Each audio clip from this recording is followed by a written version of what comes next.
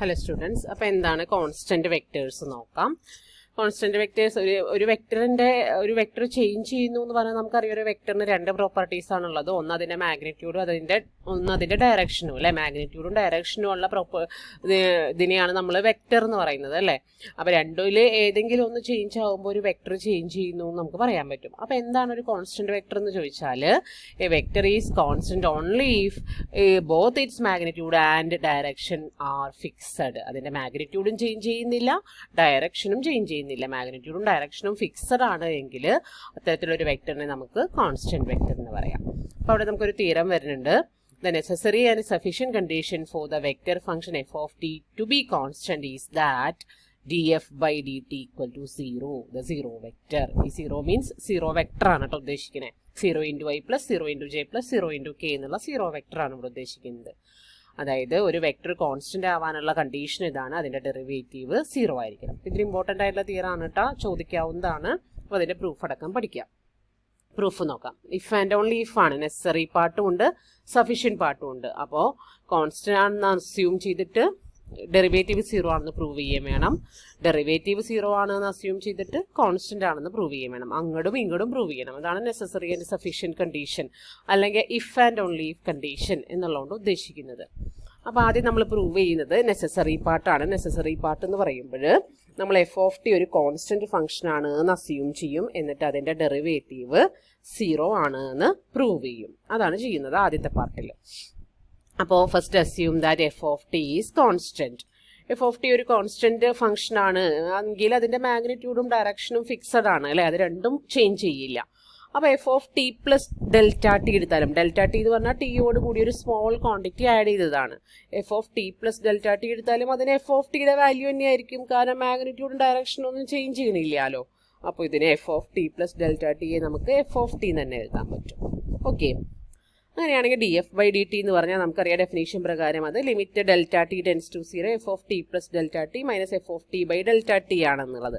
അതായത് ഡെറിവേറ്റീവിന്റെ ഡെഫിനേഷനിൽ എച്ചിന് പകരം ഡെൽറ്റ ടി കൊടുത്തു. എച്ച് എന്ന് പറഞ്ഞാലും ഡെൽറ്റ ടി എന്ന് പറഞ്ഞാലും ടിയിലുണ്ടാവുന്ന സ്മോൾ ചേഞ്ച് എന്നാണ് നമ്മൾ ഉദ്ദേശിക്കുന്നത് നമ്മുടെ ഡെറിവേറ്റീവിന്റെ ഡെഫിനേഷനിൽ അല്ലേ. എച്ച് ആണെങ്കിൽ നമ്മൾ എന്ത് എഴുതും?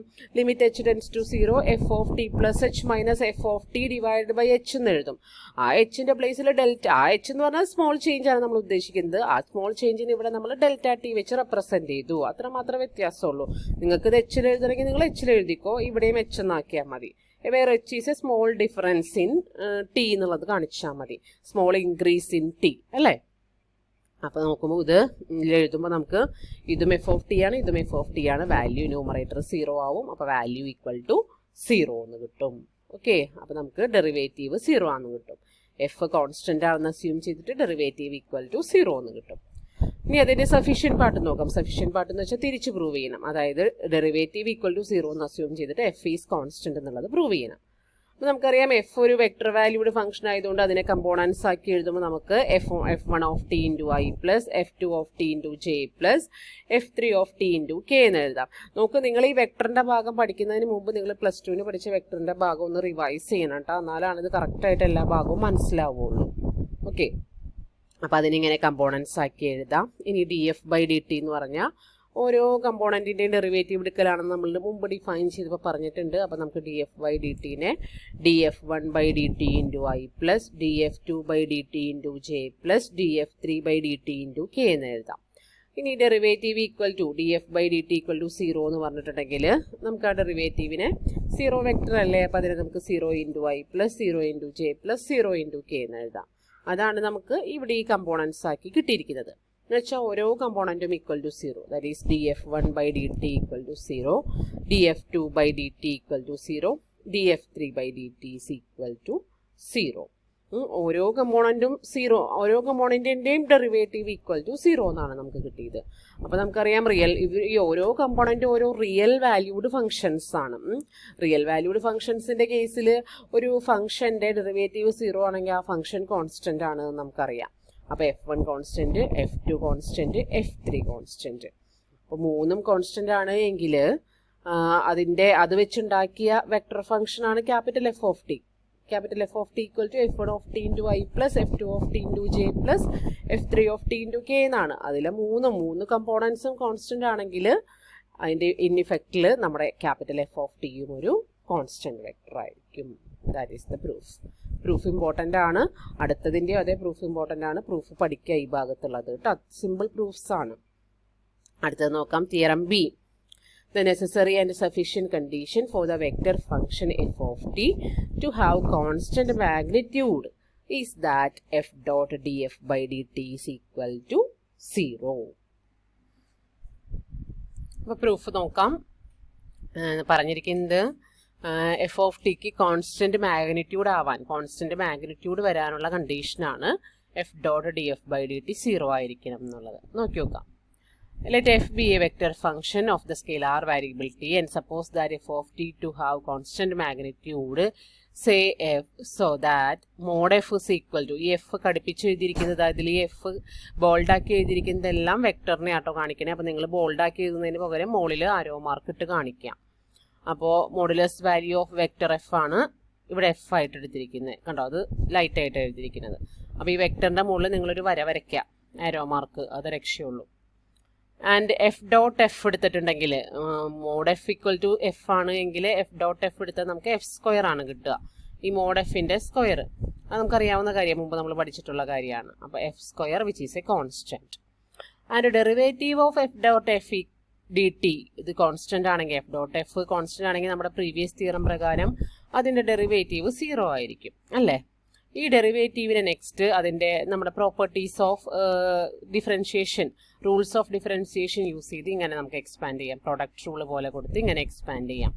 അപ്പോൾ ദാറ്റ് ഈസ് ഈക്വൽ ടു 0 എന്ന് കിട്ടും. ഇനി നമുക്കറിയാം ഡോട്ട് പ്രൊഡക്റ്റിന് കമ്മ്യൂട്ടേറ്റീവ് പ്രോപ്പർട്ടി ഉണ്ട്. അപ്പോൾ ഇത് രണ്ടും സെയിം തന്നെയാണ്. അപ്പോൾ ഇതിനെ രണ്ടിനെയും കൂടി നമുക്ക് 2 times f dot D F by D t എന്ന് എഴുതാം, വിച്ച് ഇസ് ഈക്വൽ ടു 0. 2നെ അപ്പുറത്തേക്ക് കൊണ്ടുപോയാൽ ദിസ് 1 ഈക്വൽ ടു 0. അപ്പോൾ നമുക്ക് f dot D F by D T equal to 0 എന്ന് കിട്ടി. കോൺസ്റ്റൻറ്റ് മാഗ്നിറ്റ്യൂഡ് ആണ് എന്ന് അസ്യൂം ചെയ്തിട്ട് നമുക്ക് എന്ത് കിട്ടി? F dot D F by D T equal to 0 ആണെന്ന് കിട്ടി.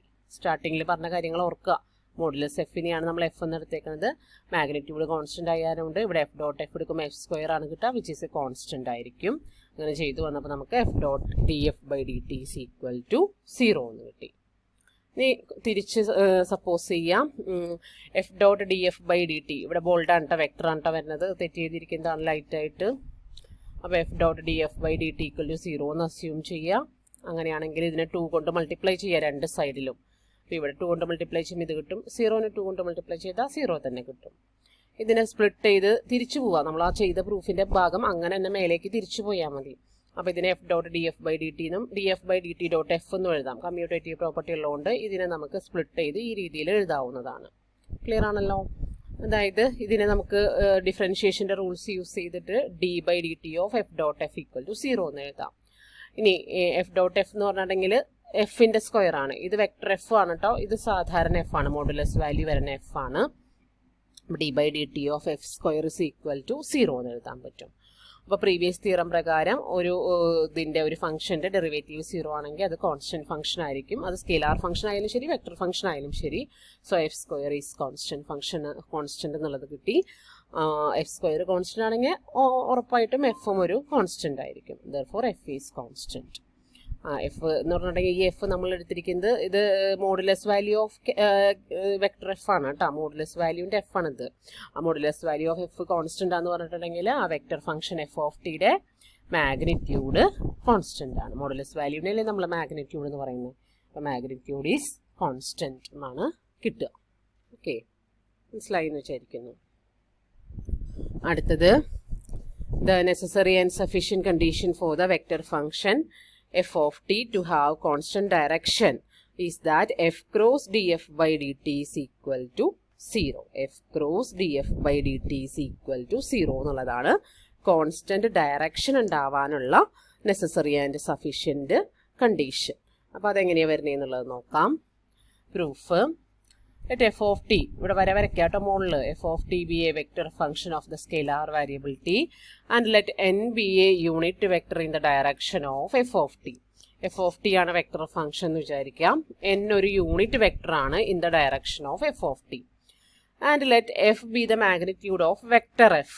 Then f equal to f into n. നമുക്കറിയാം എഫ് ആണ് ഇതിൻ്റെ മാഗ്നിറ്റ്യൂഡ് എങ്കിൽ വെക്ടർ എഫിനെ അതിൻ്റെ മാഗ്നിറ്റ്യൂഡ് ഇൻറ്റു അതിൻ്റെ ഡയറക്ഷനിലുള്ള യൂണിറ്റ് വെക്ടർ ഈ ഫോമിൽ എഴുതാൻ പറ്റുന്ന ഒരു റിസൾട്ട് ഉണ്ട്. അപ്പോൾ വെക്ടർ എഫിനെ നമുക്ക് അതിൻ്റെ മാഗ്നിറ്റ്യൂഡ് ഇൻറ്റു അതിൻ്റെ ഡയറക്ഷനിലുള്ള യൂണിറ്റ് വെക്ടർ എഫ് എൻ എഴുതാം. ഓക്കെ, അത് നമ്മൾ മുമ്പ് പഠിക്കുന്ന ഒരു കാര്യമാണ് കേട്ടോ, അത് നിങ്ങൾ ഓർത്ത് വയ്ക്കുക. ഇനി f cross d F by D t എന്ന് പറഞ്ഞിട്ടുണ്ടെങ്കിൽ അപ്പോൾ നമുക്ക് എഫിനെ നമുക്ക് മാഗ്നിറ്റ്യൂഡ് ഇൻറ്റു യൂണിറ്റ് വെക്ടർ എന്നുള്ള രീതിയിൽ എഫ് എൻ എഴുതാം. അപ്പോൾ f n cross d by D t of f n, that is f n cross, ഇതിന് പ്രൊഡക്റ്റ് റൂൾ അപ്ലൈ ചെയ്യുക. അപ്പോൾ നമുക്ക് ഇങ്ങനെ കിട്ടും. Okay, that is d by D t of f n equal to ഇതാണല്ലോ, ഇതെന്നാണ് നമ്മൾ എഴുതി വെച്ചിരിക്കുന്നത്. ഇതിനെ നമുക്ക് നോക്കി നോക്കൂ, ഈ ഉള്ളിലേക്ക് മൾട്ടിപ്ലൈ ചെയ്യാം. ഉള്ളിലേക്ക് മൾട്ടിപ്ലൈ ചെയ്യുമ്പോൾ എഫ് സ്ക്വയർ ഇൻറ്റു അത് കോൺസ്റ്റൻ്റ് ആയിട്ട്, അതായത് മാഗ്നിറ്റ്യൂഡ് അല്ലേ, അതിന് ഡയറക്ഷൻ ഒന്നും ഇല്ലല്ലോ, അപ്പോൾ നമ്മൾ കോൺസ്റ്റൻ്റ് ആയിട്ട് ട്രീറ്റ് ചെയ്താൽ മതി. അപ്പോൾ എഫ് സ്ക്വയർ ഇൻറ്റു പിന്നെ ഇത് രണ്ടുമാണ് വെക്ടേഴ്സ് വരുന്നത്, അപ്പോൾ അതിൻ്റെ ക്രോസ് പ്രൊഡക്റ്റ് എടുക്കുക. ആ സ്കെയിലാർ പോലെ വരുന്നതാണ് എഫും എഫും, അപ്പോൾ അതിനെ എഫ് സ്ക്വയർ ആക്കി. പിന്നെയുള്ളത് n cross D N by D t, അത് രണ്ടുമാണ് വെക്ടർ വരിക, അവർക്ക് മാത്രം നമുക്ക് ക്രോസ് പ്രൊഡക്റ്റ് എടുക്കേണ്ട ആവശ്യമുള്ളൂ. മറ്റേത് സ്കെയിലാർ എന്നുള്ള രീതിയിൽ ഇങ്ങോട്ട് മാറ്റി എഴുതുക. പ്ലസ് ഇവിടെ നമുക്ക് D F by D t, ഇത് നോക്കൂ, ഇത് കോൺസ്റ്റൻ്റ് ആണ്, ഇത് മാഗ്നിറ്റ്യൂഡിൻ്റെ ഡെറിവേറ്റീവ് ആണ്, അപ്പോൾ അത് നീക്കി നിർത്തുക. അതുപോലെ ഇവിടെ ഒരു എഫ് ഉണ്ട്, അതും അതെ വെക്ടർ അല്ല, മാഗ്നിറ്റ്യൂഡിൻ്റെ എഫ് ആണ്, സ്കെയിലാർ ആണ്, അതിനെ ഇങ്ങോട്ട് നീക്കി നിർത്തുക. അപ്പോൾ എഫും d F by D t ഇവിടെ നീക്കി നിർത്തിയിട്ട് പിന്നെ രണ്ട് വെക്ടേഴ്സ് വരുന്നത് എൻ ക്രോസ് എൻ ആണ്. അപ്പോൾ വെക്ടേഴ്സിനാണ് നമുക്ക് ക്രോസ് പ്രൊഡക്റ്റ് എഴുതാൻ പറ്റുള്ളൂ. അപ്പോൾ എൻ ക്രോസ് എൻ എന്നുള്ള ക്രോസ് പ്രൊഡക്റ്റ് ഇങ്ങോട്ട് നീക്കി എഴുതുക. That is F square into ഈ എൻ ക്രോസ് എൻ, എന്താ എൻ ക്രോസ് എൻ 0 ആയി പോകും അല്ലേ, നമ്മൾ മുമ്പ് പഠിച്ചിരിക്കുന്ന കാര്യമാണ്. യൂണിറ്റ് വെക്ടറിൻ്റെ ക്രോസ് പ്രൊഡക്റ്റ് എടുത്തിട്ടുണ്ടെങ്കിൽ രണ്ടും സെയിം യൂണിറ്റ് വെക്ടറാണ് വരുന്നത്, അപ്പോൾ ആ ക്രോസ് പ്രൊഡക്റ്റ് 0 ആയി പോകും. അപ്പോൾ ബാക്കി ഇതിൽ F square into N cross D N by D ടിയെ ബാലൻസ് ഉണ്ടാവുള്ളൂ. അപ്പോൾ നമ്മൾ ചെയ്തു വന്നിട്ടുണ്ടായിരുന്നത് സ്റ്റാർട്ടിങ് ഇതായിരുന്നു ചെയ്തു വെച്ചിട്ടുണ്ടായിരുന്നേ. അത് കോമൺ ആയിട്ട് രണ്ടിനും നെസസറി പാർട്ടിനും സഫീഷ്യൻറ്റ് പാർട്ടിനും കോമൺ ആയിട്ട് ഇത്രയും ഭാഗം ചെയ്തു വെക്കുക. ഇനിയാണ് നമ്മൾ നെസസറി പാർട്ട് പറയാൻ പോകുന്നത്. Suppose that F has constant direction, എഫിന് കോൺസ്റ്റന്റ് ഡയറക്ഷൻ ആണെന്ന് വിചാരിക്കുക. അങ്ങനെയാണെങ്കിൽ എൻ ഒരു കോൺസ്റ്റന്റ് വെക്ടർ ആണെന്ന് പറഞ്ഞിട്ടുണ്ട്. നമ്മൾ ഡയറക്ഷനും കൂടി കോൺസ്റ്റന്റ് ആയിട്ട് എടുത്തു കഴിഞ്ഞപ്പോൾ ഈ എന്നിൻ്റെ മാഗ്നിറ്റ്യൂഡും ഡയറക്ഷനും രണ്ടും കോൺസ്റ്റൻ്റ് ആയി. അപ്പോൾ d N by D t previous theorem പ്രകാരം 0 വന്നു. D N by D t 0 ആണ് എങ്കിൽ ഇവിടെ നമുക്കൊരു d N by D t വരുന്നുണ്ട് അല്ലേ, ഇത് 0 ആവും. അപ്പോൾ f square into this much 0 ആവും. അപ്പോൾ ഡി ബൈ ഇവിടെ നമ്മൾ സ്റ്റാർട്ട് ചെയ്തത് എവിടെയായിരുന്നു, ഇതിൻ്റെ LHS f cross d F by D t 0 ആവും. ഓക്കെ, അപ്പോൾ എഫിന് കോൺസ്റ്റന്റ് ഡയറക്ഷനും കൂടിയാണ് എന്ന് എടുത്തിട്ടുണ്ടെങ്കിൽ എൻ ഓൾറെഡി ഒരു യൂണിറ്റ് വെക്ടർ ആയിരുന്നു, അതുകൊണ്ട് അതിൻ്റെ മാഗ്നിറ്റ്യൂഡ് കോൺസ്റ്റന്റ് ആണ്, ഡയറക്ഷനും കൂടി കോൺസ്റ്റന്റ് ആയിപ്പോൾ മൊത്തത്തിൽ അതൊരു കോൺസ്റ്റന്റ് വെക്ടർ ആയി. അപ്പോൾ d N by D t 0 ആയി. അപ്പോൾ LHS കംപ്ലീറ്റ് 0 ആയി. അപ്പോൾ അതിൻ്റെ RHS 0 ആയി. അതാണ് നമ്മുടെ നെസസറി പാർട്ട് തന്നെ. ഇനി സഫീഷ്യൻറ്റ് പാർട്ട് എടുക്കുക. സഫീഷ്യൻറ്റ് പാർട്ട് എന്ന് പറഞ്ഞാൽ ഈ പ്രൊഡക്റ്റ് 0 ആണെന്ന് അസ്യൂം ചെയ്യുക, എഫിന് കോൺസ്റ്റന്റ് ഡയറക്ഷൻ ആണ് എന്നുള്ളത് പ്രൂവ് ചെയ്യണം. അപ്പോൾ ഇത് ഈക്വൽ ടു 0 എന്ന് അസ്യൂം ചെയ്യാം. അപ്പോൾ ഇതിൻ്റെ രണ്ട് സൈഡിലും നമ്മൾ എഫ് സ്ക്വയർ കൊണ്ട് മൾട്ടിപ്ലൈ ചെയ്തു, തിരിച്ചു പോവാണ് പ്രൂഫ്. അപ്പോൾ എഫ് സ്ക്വയർ കൊണ്ട് മൾട്ടിപ്ലൈ ചെയ്തപ്പോൾ ഇവിടെ എഫ് സ്ക്വയർ, ഇവിടെ 0. ഓർ ഇതെന്ന് പറഞ്ഞിട്ടുണ്ട് എങ്കിൽ നമ്മൾ നേരത്തെ പറഞ്ഞ പ്രകാരം ഇത് n cross this much equal to 0 എന്ന് കിട്ടും. രണ്ട് സൈഡിൽ എഫ് സ്ക്വയർ കൊണ്ട് മൾട്ടിപ്ലൈ ഫ്രം 1ൽ നിന്നാണ് കേട്ടോ, അതായത് ഇത് ഈക്വൽ ടു 0 എന്ന് എടുക്കുക. ഇത് ഈക്വൽ ടു 0 എന്ന് പറഞ്ഞാൽ ഇവിടെ നമ്മൾ ചെയ്തു വെച്ചത് പ്രകാരം ഇത് ആ ക്രോസ് പ്രൊഡക്റ്റ് ഇത് ഈ വാല്യൂവിന് ഈക്വൽ ആണ്. എഫ് സ്ക്വയർ കൊണ്ട് രണ്ട് സൈഡിൽ മൾട്ടിപ്ലൈ ചെയ്തതല്ല, ഈ വാല്യൂവിന് ഈക്വൽ ആണ്. അപ്പോൾ ഇത് ഈക്വൽ ടു 0 എന്ന് എടുത്തു കഴിഞ്ഞാൽ ഇതും ഈക്വൽ ടു 0 എന്ന് കിട്ടും അല്ലേ, അങ്ങനെയാണ് കിട്ടിയിരിക്കുന്നത് കേട്ടോ. അപ്പോൾ this one x square into this one equal to 0. then ഇതൊരു സ്കെയിലാറാണ്, ഇതിനെ ഇപ്പുറത്തേക്ക് എടുക്കാം. അപ്പോൾ നമുക്ക് n cross D N by D T equal to 0 എന്ന് വരും. അപ്പോൾ അതിൽ നിന്ന് n is constant length by the last theorem we have n dot d N by D T equal to 0.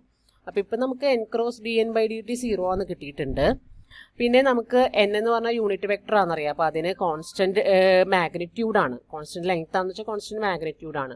അതുകൊണ്ട് തന്നെ പ്രീവിയസ് തിയറം പ്രകാരം n dot d N by D t 0 ആയിരിക്കും. അപ്പോൾ രണ്ട് കേസിൽ നമ്മൾ നോക്കുമ്പോൾ n cross D N by d ടിയും 0, n dot d N by d ടിയും 0.